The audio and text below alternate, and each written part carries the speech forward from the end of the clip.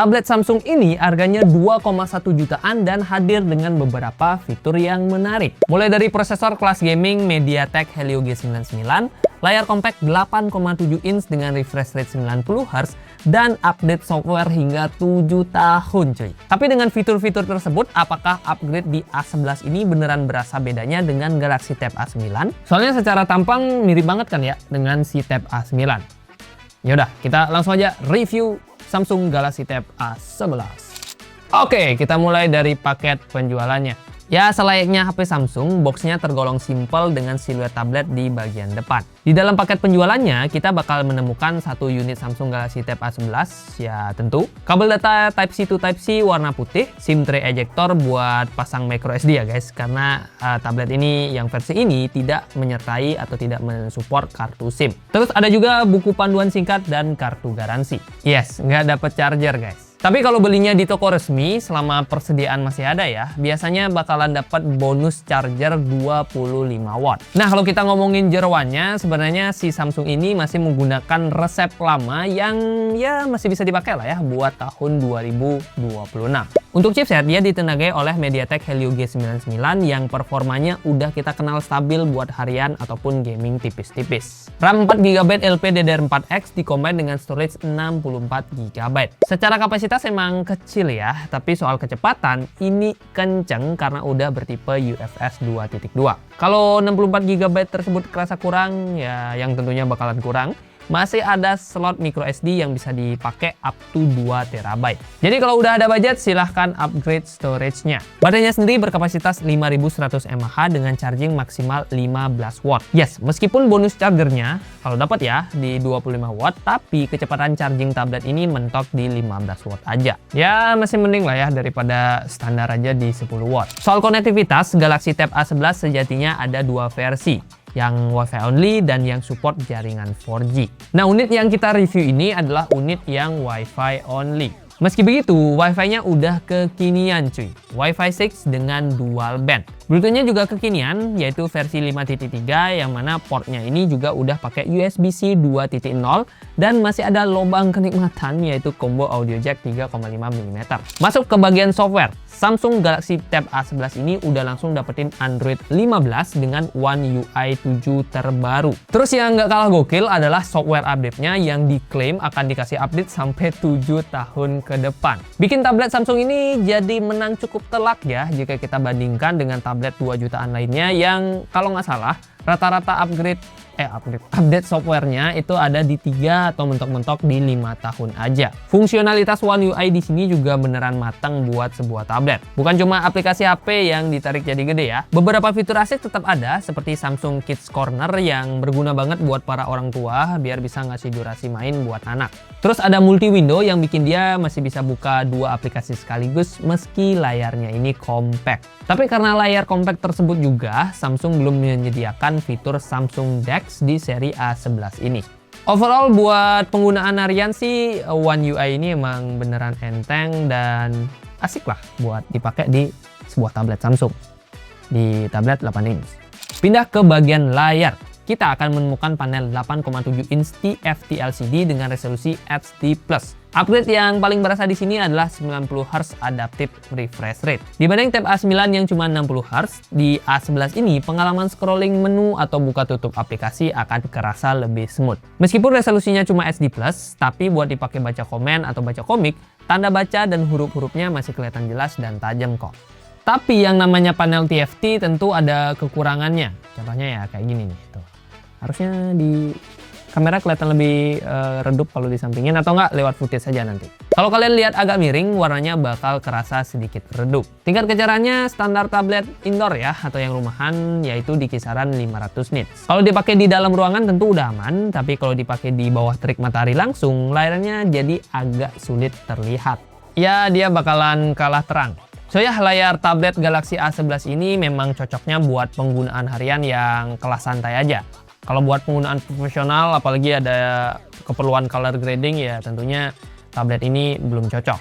Ngomongin desain, Galaxy Tab A11 ini masih mempertahankan DNA pendahulunya yang terkenal compact. Ukuran layarnya yang 8,7 inch bikin tablet ini enak banget buat digenggam pakai satu tangan. Kerasa pas aja gitu, pas kita pegang dan dibawa ke coffee shop atau mau dipakai ngetik di perjalanan. Build quality-nya pun nggak kaleng-kaleng guys, karena Samsung pakai perpaduan material metal di bagian bodi tengah yang bikin feel-nya kerasa premium dan dingin-dingin gimana gitu. Tapi di bagian atas dan bawahnya tetap pakai material plastik ya, yang tujuannya biar bisa nangkep sinyal WiFi dan Bluetooth-nya tetap maksimal tanpa keganggu bodi logam. Bobotnya juga enteng, hanya sekitar 330 gram aja, yang mana lagi-lagi udah enak buat dibawa. Nah, sekarang kita ngomongin soal performanya, dan kita mulai dari pengujian sintetis terlebih dahulu. Pertama, kita tes di Antutu versi 11. Hasilnya, tablet ini sanggup mencetak skor sebesar 515.334 poin. Angka yang cukup impresif buat tablet di harga 2,1 jutaan. Sedangkan untuk pengujian Geekbench 6, skornya ada di 728 poin untuk single core-nya dan 2000 poin untuk multi core. Oh ya, storage-nya juga pakai tipe UFS 2.2 yang kenceng, jadi urusan buka tutup aplikasi bakal lebih satset. Buat kalian yang hobinya main game, sebenarnya tablet Samsung Galaxy A11 ini juga udah lumayan capable. Main MLBB bisa di settingan HD High dengan refresh rate di 60 fps. Dan rata-rata FPS yang didapatkan di kisaran 57 fps. Lanjut ke game Genshin Impact. Di resolusi lowest 60 fps, Galaxy A11 ini bisa dapat rata-rata 47 fps. Tergolong oke lah ya buat tablet 2 jutaan. Terus ada game Subway Surf yang udah bisa dimainkan di 90 fps dengan rata-rata fps yang kita dapatkan di 88 fps. Layar 90 Hz-nya akan berasa banget di game satu ini. Meskipun performanya lancar, sayangnya di unit yang kami review, multitouch-nya kerasa kurang responsif. Sering ada delay dan kayak telat respon gitu, sehingga main game jadi kurang maksimal, apalagi game seperti MLBB yang perlu kecepatan tangan. Ya, ini sampai dapat coklat nih saya. Untuk penyebabnya, tebakanku antara dua hal.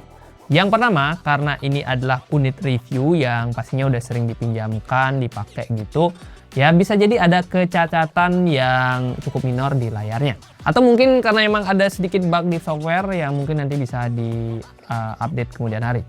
Nah, kalau kamu udah beli Tab A11 yang beneran beli ya, bukan yang dipinjemin, coba deh komen, apakah mengalami masalah di multitouch-nya juga atau ternyata baik-baik aja? Komen di sini ya, di kolom komentar. So ya, buat gaming casual, Samsung Galaxy Tab A11 Wi-Fi ini bisa kita andalkan dengan catatan di multitouch yang kadang ngebug. Ya, semoga ini hanya di unit kita ya. Coba kalian komen deh kalau ada pengalaman lainnya di Tab A11 Wi-Fi ini. Dan kalaupun ini bug, semoga next software update-nya bisa memperbaiki masalah tersebut. Nah, kalau kita ngomongin panasnya, MediaTek Helio G99 ini emang udah terkenal lah ya, bahwa ini adalah salah satu chipset yang tergolong adem. Dan di sini juga lumayan adem guys. Ditambah lagi material bodi tengahnya yang pakai metal bakal ngebantu banget buat ngelepas panas. Pas dites main Genshin selama 30 menit, suhu permukaannya masih aman di kisaran 38 sampai 41 derajat Celcius. Nggak ada panas yang bikin tangan jadi nggak nyaman. Area paling hangatnya ada di dekat kamera belakang, tapi itu pun masih sangat wajar dan nggak bikin performanya jadi throttling. Lanjut ke bagian kameranya, dan jujur di bagian ini ya kita jangan terlalu banyak berharap di sebuah tablet Samsung 2 jutaan. Kamera belakangnya beresolusi 8 megapiksel yang udah support autofocus dan hasilnya sih standar aja. Cukup buat sekedar dokumentasi tugas atau foto struk belanjaan. Fokusnya emang agak sedikit lambat, tapi warnanya tetap kelihatan natural selama cahayanya tergolong cukup. Perekaman videonya bisa sampai 1080p 30 fps dan hasilnya ya lagi-lagi cukup buat dokumentasi. Belum ada stabilizer juga, sehingga pas dipakai nge-vlog, hasil videonya masih agak gempa. Yo guys, Ragadget bersama Beli Gede di sini, dan ini adalah hasil perekaman kamera belakangnya ya, si Samsung Tab A11. Ini aku jalan-jalan biasa ya di sekitar Karangan. Kamera depannya sendiri beresolusi 5 megapiksel tapi belum support autofocus. Meski begitu, kualitasnya udah lumayan banget untuk kelas tablet 2 jutaan. Tone warnanya emang sedikit pucat, tapi detailnya masih lumayan dapet dan noise-nya tergolong minim selama kita nggak di tempat yang gelap ya. Hasil videonya juga cukup oke, udah bisa lah ya buat dipakai video call. Nah, kalau soal mikrofonnya sendiri sih Samsung emang terkenal bagus ya, begitupun di tablet yang ini. Suaranya jernih dengan karakter suara yang terdengar mirip aslinya dan juga minim noise. Buat presentasi di Google Meet atau Zoom, tablet ini udah sangat mumpuni tanpa perlu mic tambahan.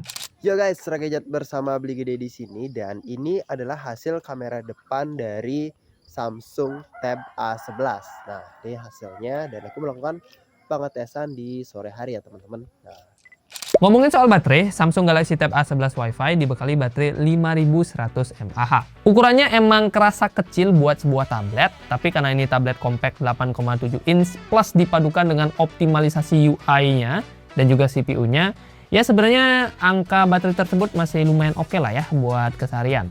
Pas kita pakai nonton YouTube di resolusi 1080p dengan brightness-nya 50% dan Wi-Fi-nya on, selama 30 menit baterainya cuma berkurang 7%. Terus pas dipakai main game MLBB selama 30 menit, baterainya berkurang 6%. Dipakai main game Subway Surf 30 menit, baterainya berkurang 7%. Dan dipakai main Genshin selama 30 menit, baterainya berkurang sekitar 13%.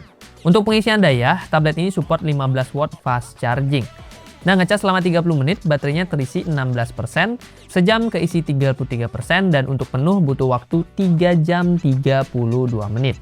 Ya, sebaiknya selalu ingat bawa cas keluar rumah, apalagi kalau keluarnya sampai malam. Pindah ke bagian audio, nah si Galaxy Tab A11 ini juga tergolong nggak pelit guys. Meskipun ini tablet 2 jutaan, tapi dia udah dibekali stereo speaker alias 2 speaker yang posisinya ada di atas dan bawah. Kualitas suaranya mantap untuk kelas tablet 2 jutaan. Apalagi udah didukung sama Dolby Atmos yang mana ini jadi speakernya lumayan jos lah. Pas gue pakai nonton film di Netflix atau maraton video di YouTube, suaranya berasa enak dan cukup lantang buat ukuran tablet mungil. Satu lagi yang bikin aku seneng, jack audio 3,5 mm juga masih tersedia di tablet ini.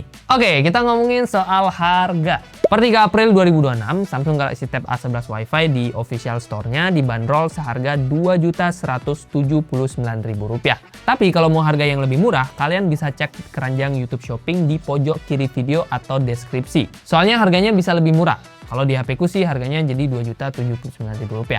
Lumayan banget kan? Buruan deh, kalian cek aja keranjang YouTube Shopping dan temukan harga terbaik dari si Tab A11 ini. Oke, sebelum check out ada beberapa catatan buat si tablet ini. Pertama, panel TFT dengan sudut pandangnya yang sempit. Terus dia juga masih pakai Wi-Fi only, jadi harus sedia modem, atau kalau nggak mau ribet bisa ambil varian 4G yang harganya Rp400.000 lebih mahal. Terakhir, resolusi layarnya juga masih SD+. Kesimpulannya, Samsung Galaxy Tab A11 Wi-Fi adalah salah satu tablet menarik di 2 juta kecil, terutama buat kamu yang butuh tablet untuk jangka panjang karena ya tadi, dukungan softwarenya bisa sampai 7 tahun cuy. Ekosistem Samsung yang mateng dan ukuran tablet compact buat harian. Cocok buat para pelajar, buat sistem kasir di kafe, atau sekedar buat baca komik. Kalau menurut kamu gimana? Apakah tablet 2 jutaan dari Samsung ini layak untuk langsung kita pinang, atau ternyata masih ada tablet 2 jutaan kecil lainnya yang nggak kalah menarik atau bahkan lebih bagus dari tablet ini? Coba kita diskusi dan komentar di kolom komentar ya. Terima kasih buat yang sudah nonton, like kalau kalian suka, dislike kalau nggak suka, dan kita ketemu di video review selanjutnya. Enak sih, nggak berasa kayak bawa tablet ya, ringan dan compact. Cuma multi touch-nya itu aja sih. Semoga cuma bug ya.